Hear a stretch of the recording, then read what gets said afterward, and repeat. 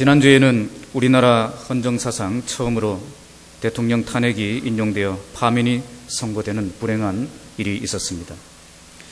헌재의 이런 발표가 나자 나라는 순식간에 두 종류의 반응을 보였습니다. 첫째는 당연한 판결이라고 긍정적으로 생각하는 반응이고, 둘째는 절대 있을 수 없다는 그런 강하게 부정하는 반응입니다. 나라가 반반이 나뉘어서 서로를 향해 분노하는 그런 모습들을 보면서 우리 그리스도인들은 어떤 관점을 가지고 이 시대를 살아야 하는가를 우리가 바르게 정립하고 나가야 될 것입니다. 가장 먼저 대통령을 세우시는 분도 하나님이시고 끌어내리시는 분도 하나님이시다 하는 것을 우리가 인정을 해야 됩니다. 하나님께서 이 나라를 다스리고 계신다 하는 것입니다. 그래서 누가 합법적으로 대통령에 당선되었다면 대통령으로 인정하고 존중할 수 있어야 됩니다. 하나님이 세우셨기 때문입니다. 반면에 이 합법적인 절차를 거쳐서 대통령에서 파면되었다면 이 사실도 인정하고 받아들여야 한다는 것입니다. 모든 일은 하나님의 작정과 예정 가운데 진행되고 있기 때문입니다. 그리고 우리가 알아야 될 것은 내가 원하는 사람이 대통령이 되었다고 해서 하나님의 나라가 이 땅에 세워지는 것은 아닙니다. 반면에 내가 원하지 않는 사람이 대통령이 되었다고 해서 하나님의 나라가 무너지는 것도 아닙니다. 하나님이 필요한 때에 필요한 사람을 세우셔서 모든 일을 통치하고 계시기 때문입니다. 그래서 우리가 깊이 관심을 가지고 보아야 할 것은 누가 다음에 대통령이 될 것이냐, 이것이 아닙니다. 이런 문제로 그리스도인들끼리도 서로 많이 다투는 것을 제가 보았습니다. 다 부질없는 짓입니다. 어떤 대통령이 세워지든지 그런 환경 속에서 교회가 교회다움을 잃어버리지 않고 내가 바른 믿음을 지키며 살아갈 준비를 해나가는 것이 더 중요하다는 것입니다. 그래서 우리는 세상 사람들보다 더 흥분하고 더 분노하고 더 좌절하는 그런 모습을 세상에 보여줘서는 안 될 것입니다. 정말 하나님의 주권을 인정하는 개혁주의 그리스도인이라면 어떤 일을 만나도 흔들리지 않고 내가 있는 위치에서 바른 신앙 고백을 드리며 더욱 바른 믿음을, 바른 길을 걸어가고 바른 삶을 살아가는 모습을 세상에 보여주는 그런 참된 그리스도인의 삶을 살아야 될 것입니다. 우리 진해북부교회 모든 성도들은 이렇게 요동하지 않고 이런 암담한 현실 속에서도 자신의 위치에서 자기 신앙을 지키며 참된 그리스도인의 모습을 보여주는 신실한 주의 종들이 다 되시길 주님의 이름으로 축복합니다. 지금 우리는 개혁주의 500주년을 맞이하여서 계속해서 사도행전 1장에서 2장을 통해 개혁주의 교회의 모태가 되는 예루살렘 교회를 살펴보고 있습니다. 사도행전 1장은 예루살렘 교회를 세우시기 위해서 주님이 어디에 중점을 두셨는가를 잘 보여줍니다. 첫째는 하나님 나라의 일이며 둘째는 성령으로 세례를 받는 것입니다. 사도행전 2장에서는 성령님이 이 세상에 오셔서 기다리던 제자들을 성령으로 충만하게 하신 사실을 기록하고 있습니다. 그야말로 우리는 성령님의 화려한 개통식을 보고 있는 것입니다.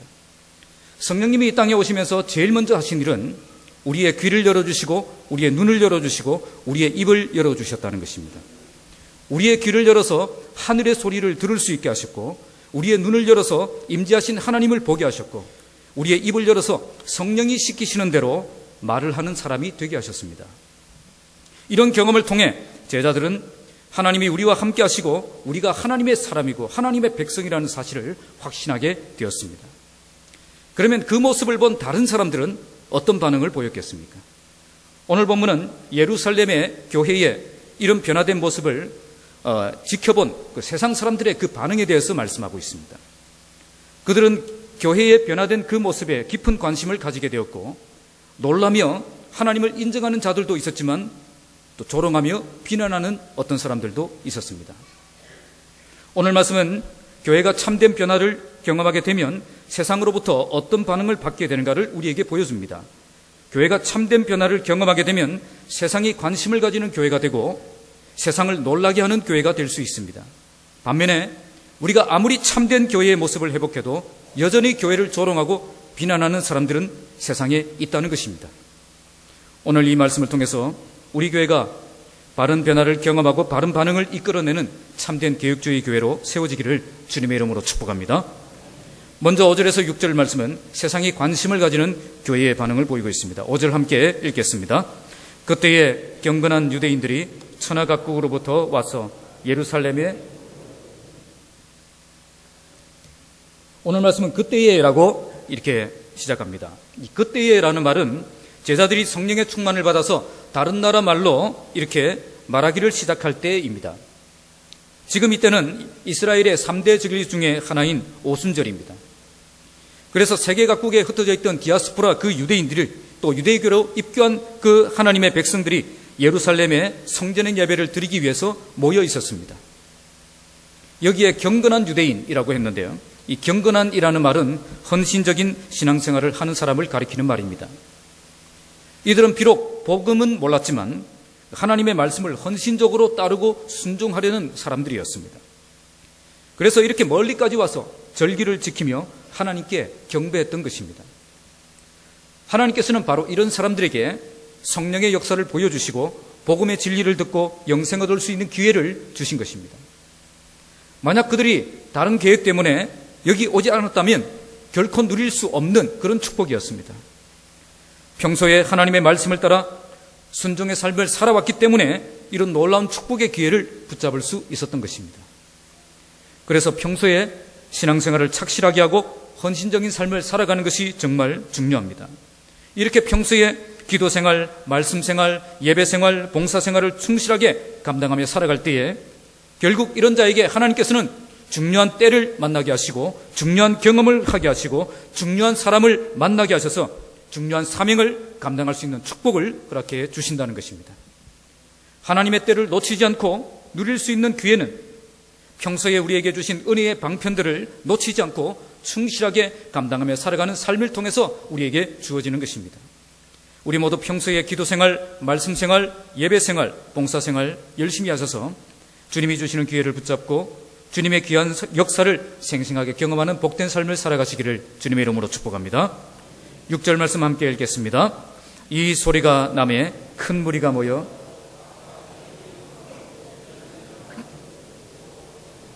이 무리가 나매 큰 무리가 모였다 그렇게 말씀하고 있습니다. 이 소리란 제자들이 다른 나라 언어들로 말하는 소리를 의미합니다. 여기에도 설명이 되어 있습니다. 각각 자기의 방언으로 제자들이 말하는 것을 듣고, 그러니까 제자들이 방언으로 외치는 그 소리를 듣고 큰 무리가 몰려들었다는 것입니다. 여기에 그들이 듣고 소동했다 그렇게 말씀합니다. 소동했다는 말은 어리둥절했다는 뜻입니다. 도대체 이해가 안 되는 일이 벌어진 것입니다. 예루살렘에서 자기 나라 말을 듣는 것도 이상한 일이지만 분명히 이 사람들은 배우지 못한 갈릴리 촌 사람들인데 어떻게 저렇게 유창하게 외국어를 잘할 수 있느냐는 겁니다. 이런 놀라운 역사가 일어나니까 그들에게 흥분이 생겼고 관심이 생겼습니다. 정말 교회에 하나님의 능력이 나타나면 이처럼 세상을 놀라게 하고 세상을 흥분시키는 역사가 일어납니다. 교회가 하나님이 함께 하시는 분명한 증거들을 보이면 세상은 반드시 교회를 향해 시선을 돌리고 자신의 관심을 보이기 시작한다는 것입니다. 다윗의 장막이라는 팀에서 리드를 맡고 있는 스캇 브레너라는 찬양사역자가 있습니다. 본래 이 사람은 미국 사람입니다. 그런데 어느 날 예배하는 가운데 그는 방언의 은사를 받게 됩니다. 그는 이 은사를 통해서 하나님을 예배하는 자리로 나아갔지만 이 방언이 도대체 어느 나라 말인지 알 수가 없었습니다. 그런데 어느 날 길을 가다가 자기가 받은 그 방언과 똑같은 말을 하는 사람들이 제잘거리면서 지나가고 있는 거예요. 깜짝 놀라서 또 너무 놀랍고 흥분되어서 이 스캇 브레너는 그들에게 다가가서 당신 어느 나라 사람이냐 이렇게 물어보았습니다. 물어보니까 한국 사람인 거예요. 그때 그는 자기가 받은 그 방언이 한국 방언이라는 것을 알게 되었습니다. 그때부터 어떻게 되었겠습니까? 한국이라는 나라에 깊은 관심이 생겼다는 거예요. 이런 관심을 가지고 기도하는 중에 그는 한국으로 가서 사역하라는 주의 부르심을 깨닫게 됩니다. 그래서 한국에 와서 다윗의 장막이라는 팀에서 사역하게 된 것입니다. 같은 방언을 하는 사람들을 만남으로 자기에게 주신 은사의 목적을 발견하게 되고 분명한 사명자의 길을 걸어갈 수 있게 된 것입니다. 오늘 본문의 이 사람들도 자기 나라 방언이 여기서 들리는 것을 보고 놀랍고 흥분하지 않을 수가 없었습니다. 그래서 깊은 관심을 가지고 큰 무리가 몰려들게 된 것입니다. 초대교회는 이처럼 하나님의 능력이 함께하는 교회였고 세상이 놀라고 흥분했던 교회였고 깊은 관심을 가지고 큰 무리가 몰려와서 살펴보는 그런 교회였습니다. 지금은 어떻습니까? 지금은 세상이 교회에 관심이 없는 시대입니다. 지금은 사람들이 교회를 떠나는 시대입니다. 왜 이렇게 되었습니까? 교회가 재미가 없어서? 교회에 돈이 없어서? 교회 모임이 빈약해서? 그래서 떠나는 것이 아닙니다. 교회다운 모습, 교회가 참 모습, 교회가 참 교회다운 모습을 잃어버렸기 때문에 떠나는 것입니다. 하나님이 처음 예루살렘에 세운 교회는 세상을 흥분시키고 관심을 가지고 몰려오게 하는 그런 교회였습니다.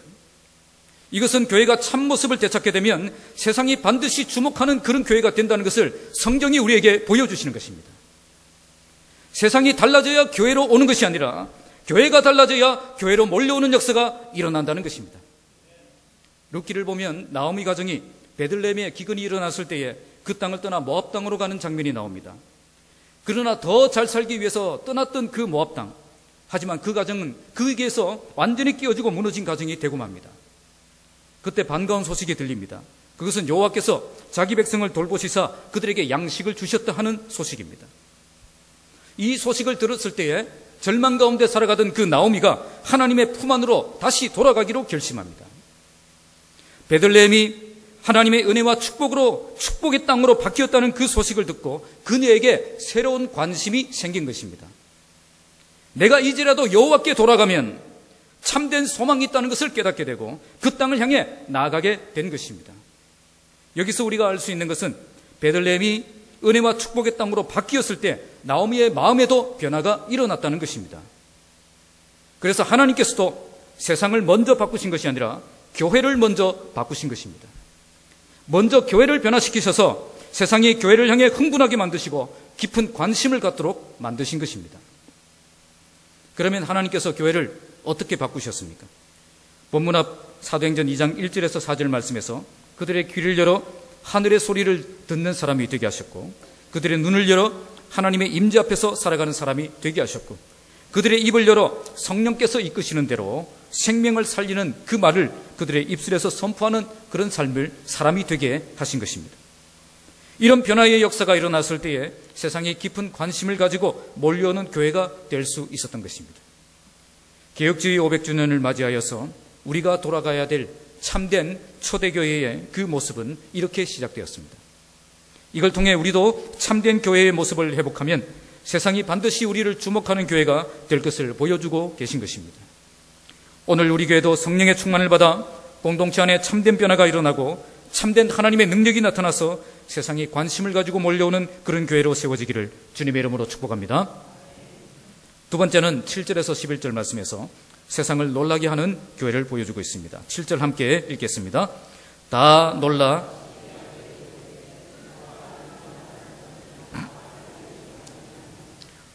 놀라 신기하게 여겼다 말씀합니다. 모든 사람들이 다 놀라 신기하게 여겼다는 말입니다. 하나님의 능력을 본 사람, 하나님의 역사를 본 사람은 다 놀라게 되어 있습니다. 인간의 머리로 계산이 안 되는 그런 일들이 일어났기 때문입니다. 이런 하나님의 역사가 일어날 때 우리는 세상을 놀라게 할 수 있습니다. 교회가 서울대 많이 간다고 세상이 놀라는 것 아닙니다. 교회가 큰 돈을 들여서 엄청난 예배당을 짓는다고 세상이 놀라는 것이 아닙니다. 도리어 사랑의 교회처럼 수천억을 들여서 이 엄청난 건물을 건축했을 때 세상은 놀라는 것이 아니라 도리어 비난하고 조롱했습니다. 세상적인 능력으로 세상을 놀라게 할 수 없다는 것을 우리는 알아야 됩니다. 교회는 하나님의 능력이 나타나는 곳이 되어야 됩니다. 인간의 머리로 도무지 계산이 안 되는 그런 일들이 일어날 때에 세상이 놀라는 것입니다. 사람의 머리로 도무지 설명이 되지 않는 그런 기적과 같은 역사가 일어날 때 세상은 하나님을 인정하게 되고 교회를 인정하게 되는 것입니다. 8절 말씀 함께 읽겠습니다. 우리가 우리 각 사람이 난 곳 방언으로 여기에 우리 각 사람이 난 곳 방언으로 그렇게 말하고 있습니다.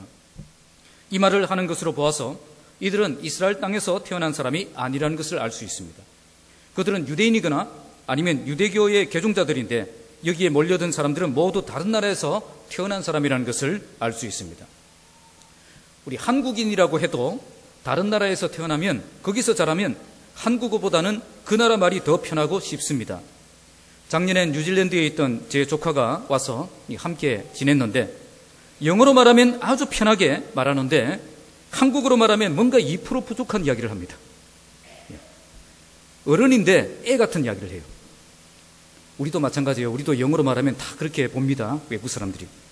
이런 애들을 뭐라고 하느냐 하면 바나나라고 합니다. 왜 바나나라고 하냐면 겉은 노란데 속은 하얗기 때문에 그래요. 겉은 황인종인데 속은 백인종이에요. 한나라 방언이 아니었습니다.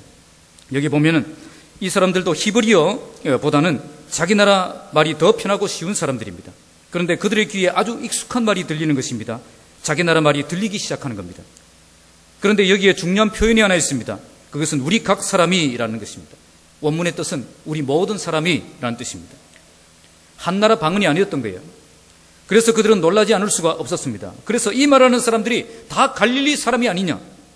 어떻게 갈릴리 촌 사람들이 이렇게 유창하게 외국어를 말할 수 있다는 말이냐? 그것도 한두 개 방언도 아니고 우리 모든 사람들이 난곳 방언으로 듣게 된 것이 어찌 된 일이냐? 이런 게 하나님의 능력입니다. 교회는 이런 역사가 계속해서 일어나야 됩니다. 하나님이 하셨다는 것 외에는 설명이 되지 않는 그런 놀라운 역사가 일어날 때 세상에 하나님 살아계심을 보여주고 복음을 능력 있게 증거하는 교회가 될 수 있는 것입니다. 이런 역사가 끊임없이 일어나는 우리 교회가 되길 바랍니다. 9절 말씀 함께 읽겠습니다. 우리는 바데인과 메데인과 엘람인과 또 메소포타미아, 유대와 갑바도기아, 본도와 아시아. 그러면서 자기들이 온 나라가 어떤 나라인지를 말하고 있습니다. 여기에 언급된 나라들은 예루살렘 중심으로 동서남북으로 멀리 떨어진 나라입니다. 우리 사진을 한번 보여주시기 바랍니다. 자, 여기 보면은 말씀은 이제 빼시고, 여기에 보시면, 자, 조금 전에 읽었던 바데인, 메데인, 엘람인, 메소포타미아, 이것은 예루살렘의 동쪽에 있습니다. 이 동쪽에 지금의 그런 이라크와 이란은 그 땅을 말합니다.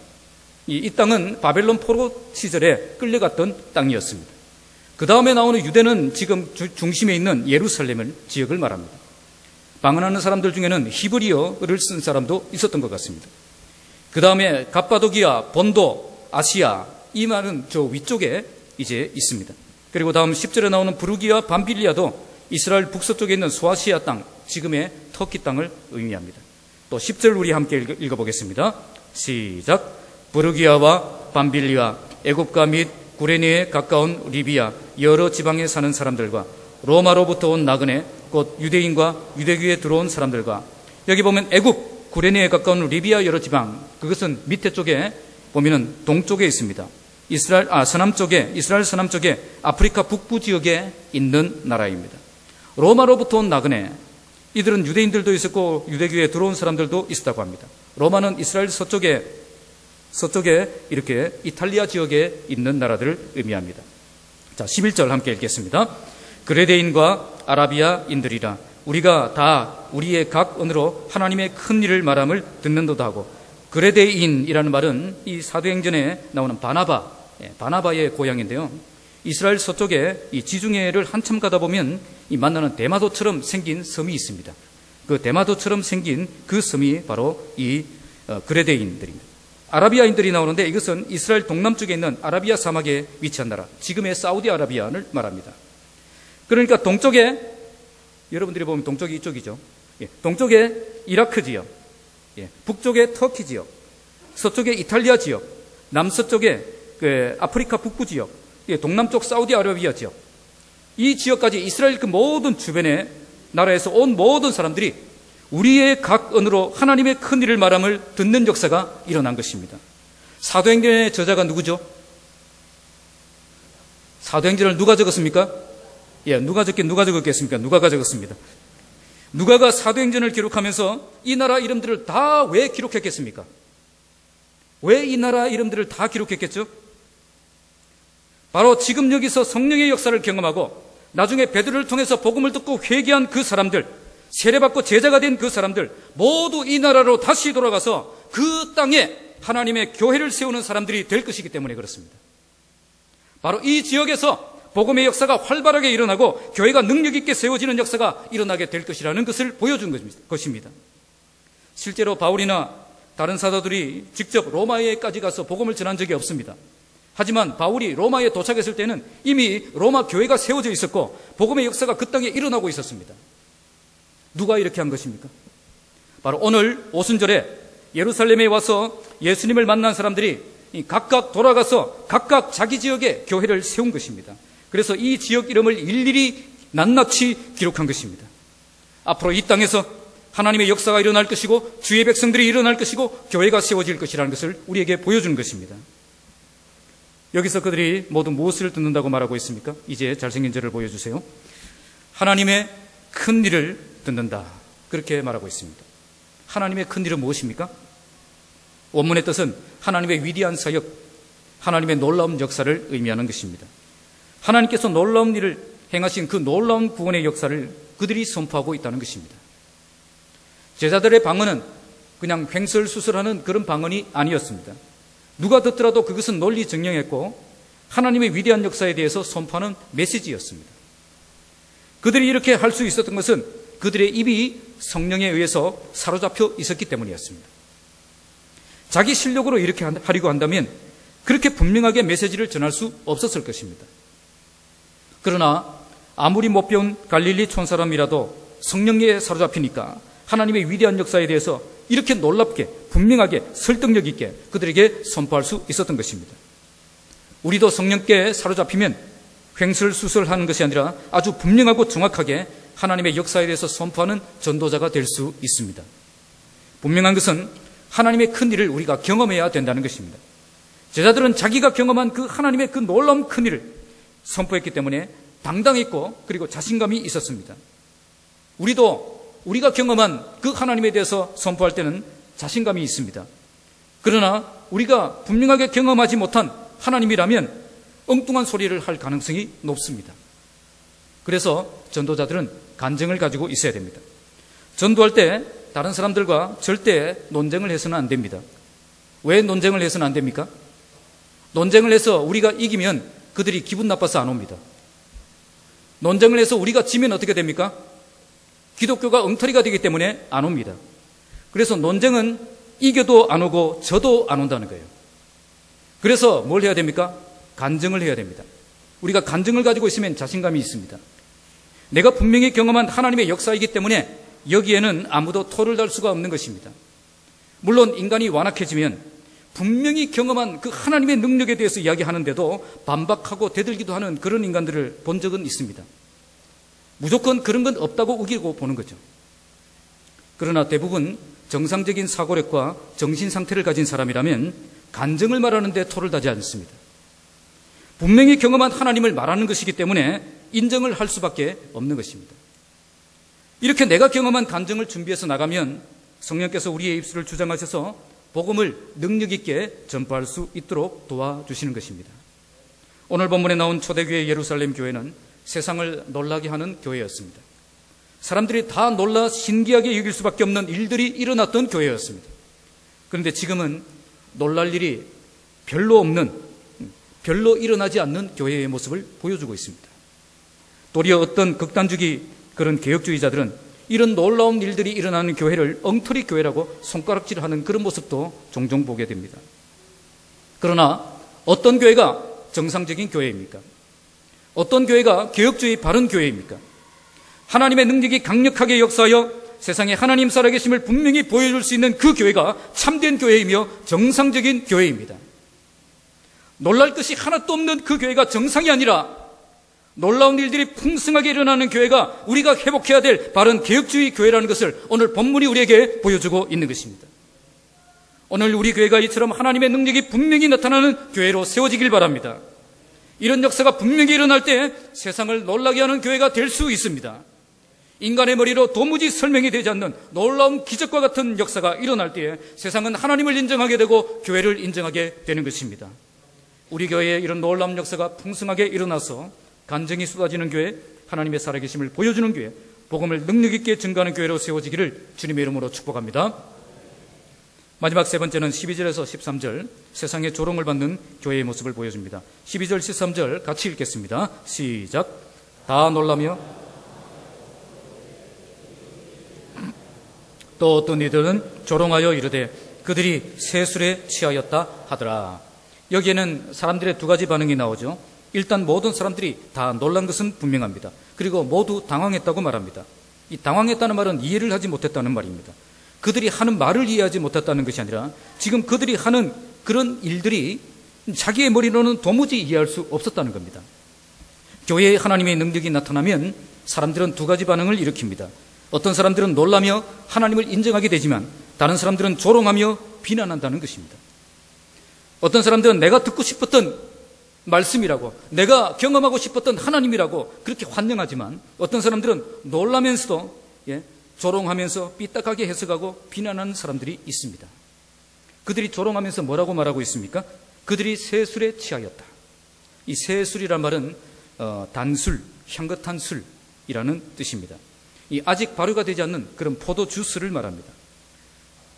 어떤 학자들은 집에서 발효되지 않아서 싸구려 가격으로 파는 술을 의미한다라고 해석하기도 합니다. 갈릴리 촌 사람들이 이 싸구려 술이나 먹고 지금 노닥거리고 있다라고 조롱하고 있는 것입니다. 여기에서 새 술에 취하였다라고 비난한 사람들은 아마도 이 다른 나라 말을 알아듣지 못하는 이 본토 출신의 유대인들, 히브리어를 쓰는 유대인들이었을 가능성이 높습니다. 그들은 성령이 이끄시는 대로 이 외국 방언으로 말하는 것을 이해할 수 없었을 것입니다. 그래서 그들은 아침부터 새 술에 취하여 마음대로 지끌거리는 그런 주정뱅이로 그들을 조롱했던 것입니다. 그런데 만약 어떤 술이든지 그 술만 마셨는데 이렇게 유창하게 외국어를 말할 수 있다면 그 술이 얼마에 팔릴 수 있겠습니까? 아마 이 술을 강남에 가서 판다면 강남 아줌마들이 줄을 서서 아마 그 술을 살려고 할 것입니다. 수십억을 달라고 해도 기꺼이 그 돈을 주고 살려고 할 것입니다. 이 술만 마시면 외국어를 유창하게 할 수 있다는데, 하나님의 역사를 보고도 의심과 조롱의 눈으로 바라보면 이런 한심한 결론밖에 나오지 않습니다.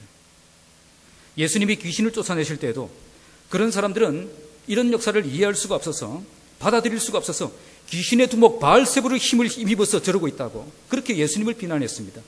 이렇게 삐딱하게 보는 사람들은 예수님의 제자, 사도들이 이렇게 하나님의 역사를 보여줄 때도 똑같이 비난하고요. 지금 교회에서도 이런 역사가 일어나면 똑같이 비난합니다. 삐딱하게 보는 사람들은 항상 결론이 한심합니다.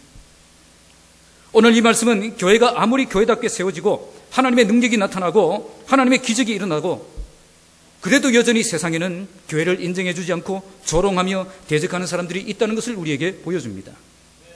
그들이 교회를 조롱하는 이유는 교회가 교회답지 못하기 때문이 아니라 교회이기 때문에 무조건 싫은 것입니다. 이런 걸 이유 없이 미워한다라고 말합니다. 왜 이럴까요? 고린도전서 4장 4절 말씀에 그 중에 이 세상의 신이 믿지 않는 자들의 그 마음을 혼미하게 하여 그리스도의 영광의 복음의 광채가 비치지 못하게 하기 때문이다. 그렇게 말씀하고 있습니다. 마귀가 그들의 마음을 혼미하게 하여 하나님이 하시는 그 일을 인정할 수 없게 역사하고 있다는 겁니다. 어떤 주석을 보니까 그들이 조롱하는 이유를 이 초대교회가 성령의 은사를 지혜롭게 사용하지 못했기 때문이라고 해석하는 것도 보았습니다. 그러면서 성령의 은사를 받은 성도들은 이 은사가 믿지 않는 자들에게 조롱거리가 되지 않도록 조심해서 사용해야 된다. 그는 신중해서 사용해야 된다. 이렇게 또 적용하는 것을 또 보았습니다. 그런데 정말 이 본문이 우리가 성령의 은사를 지혜롭게 사용해야 된다. 그 말씀을 하고 있는 겁니까? 예루살렘 교회가 방언의 은사를 함부로 사용했기 때문에 불신자들이 지금 미쳤다고 조롱하고 있는 것입니까? 물론 다른 성경을 보면 성령의 은사를 합당한 자리와 합당한 때에 지혜롭게 사용해야 한다는 것을 가르치고 있습니다. 하지만 오늘 본문의 핵심은 그 뜻이 아닙니다. 오늘 본문은 교회가 아무리 바르게 세워져도 여전히 세상은 교회를 미워하고 세상은 교회를 대적한다는 것을 보여주는 것입니다. 교회에 아무리 하나님의 능력이 나타나도 절대 인정하지 않는 그런 사람들은 세상에 존재한다는 겁니다. 그러면 어떻게 해야 되겠습니까? 그 어떤 조롱과 비난이 있더라도 당당하게 하나님의 백성답게 서서 담대히 복음을 증거하는 삶을 살아야 한다는 것입니다.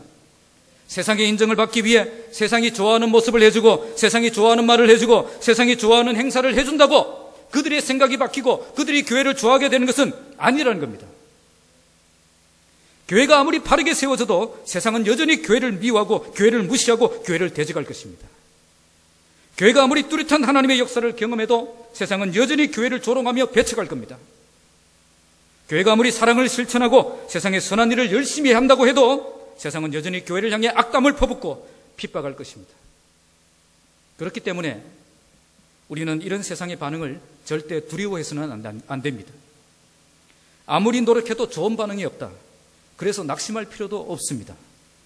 우리는 세상의 평가 때문에 믿음의 삶을 사는 것이 아니라 하나님의 평가 때문에 언제나 변함없이 믿음의 길을 걸어가는 사람들이기 때문입니다. 그와 동시에 우리는 하나님의 일하심을 제대로 분별할 수 있는 분별력이 있어야 됩니다. 나중에 2장 37절, 38절을 보시면 베드로의 설교를 듣고 이 사람들은 마음의 찔림을 받고 회개하여서 죄사함을 받을 뿐 아니라 이들이 받았던 그 성령을 자기도 받는 그 축복을 누리게 됩니다. 우리가 이처럼 마음을 열고 하나님의 일하심을 볼 수 있는 그런 사람이 되어야 되는 것입니다. 그래야 여러분들도 축복의 반열에 설 수 있습니다. 오늘 우리 교회도 새로운 역사가 일어나게 될 것입니다. 하나님이 우리 교회를 붙드시고 하나님께서 강력히 역사하셔서 하나님의 살아계심을 분명히 보여주실 것입니다. 여기에는 인간적인 생각으로 계산하며 주저하는 사람들도 있을 것이고 열린 마음으로 동참하여 하나님의 역사를 생생하게 경험하는 사람들도 있을 것입니다. 우리 모두 열린 마음으로 동참하여 하나님의 은혜와 능력과 하나님의 역사를 실제로 경험하는 그런 복된 성도들이 다 되시기 바랍니다. 우리가 마음을 열기만 하면 성령께서 여러분의 마음을 비집고 들어오셔서 우리 안에 놀라운 일을 행하여 주실 것입니다. 우리 모두가 이런 은혜와 역사를 풍성하게 경험하는 복된 삶을 살아가시길 바랍니다. 다친 마음으로 성령의 역사를 조롱하는 어리석은 인간들이 되지 마시고 마음을 열고 믿음으로 동참하여 하나님의 능력을 경험하고 교회를 교회답게 세우는 일에 온전히 쓰임받는 저와 여러분들이 되시기를 주님의 이름으로 축복합니다. 말씀을 맺겠습니다. 제가 가정교회 목회자 세미나에 참석하기 위해서 울산의 큰빛교회에 갔던 적이 있습니다. 가정교회를 하면 건강한 교회가 될 수 있다. 그래서 가정교회를 배우기 위해 갔습니다. 그때 이 교회가 얼마나 건강한 교회인가를 알아보기 위해서 수강생 몇 명이 아주 짓궂은 행동을 했습니다. 어떤 행동을 했느냐? 교회 주변을 돌면서 가게마다 다 들어가서 이런 질문을 했습니다. 제가 얼마 전에 이사를 왔는데 교회를 가고 싶은데 혹시 이 주변에 추천할 수 있는 그런 좋은 교회가 있습니까? 그렇게 물어봤습니다. 그랬더니 그 주변에 있는 모든 가게들이, 진짜입니다. 모든 가게들이 울산 큰빛교회를 갔어요. 그 교회는 진짜 교회입니다. 그렇게 말하는 거예요. 자기는 교회는 안 다니지만 그 교회는 진짜 하나님이 계신 것 같다. 그렇게 말하는 것입니다. 울산 큰빛교회는 가정교회로 전환하여 10년 넘게 목장 모임을 하고 있는 교회입니다. 이처럼 목장 모임을 통해서 성령 충만을 받고 하나님의 역사를 경험하고 가족 공동체를 경험하는 교회로 세워지니까 교회가 행복해지고 교회가 건강해지고 주변 사람들이 인정하는 그런 교회가 될 수 있었던 것입니다. 오늘 우리 교회는 경화동 사람들이 어떻게 평가할 것 같습니까? 절대 그 교회만 안 가면 됩니다. 이렇게 말하면 안 되겠죠. 오늘 초대교회 예루살렘 교회는 성령 충만을 통해서 주변 사람들이 깊은 관심을 가지고 몰려오는 교회였고 하나님의 능력으로 그들을 놀라게 하는 교회였고 바른 신앙의 길을 고집할 때 세상의 조롱과 세상의 핍박을 받았던 교회였습니다. 우리 교회도 참된 교회의 모습을 회복하여 세상에 관심을 가지고 몰려오는 교회, 정말 그렇게 되기를 바랍니다. 하나님의 능력을 분명히 경험하여 세상을 놀라게 하는 교회가 되길 바랍니다. 세상의 조롱과 그 어떤 핍박에도 절대 타협하지 않고 믿음으로 전진하여 하나님의 능력과 역사를 그들에게 더욱 분명하게 보여주며 교회를 교회답게 세우는 건강한 교회로 나아가기를 바랍니다. 오늘 우리 교회 안에도 분명히 성령께서 임하시고 권능을 주시고 변화를 일으키셔서 새로운 역사를 경험하게 하는 그 일들이 일어날 것입니다. 다친 마음으로 성령의 역사를 조롱하며 기회를 잃어버리는 어리석은 자가 되지 마시고 열린 마음으로 동참하여 함께 기적을 경험하고 건강한 교회를 위해 세우는 일에 쓰임받는 여러분들이 되시기 바랍니다.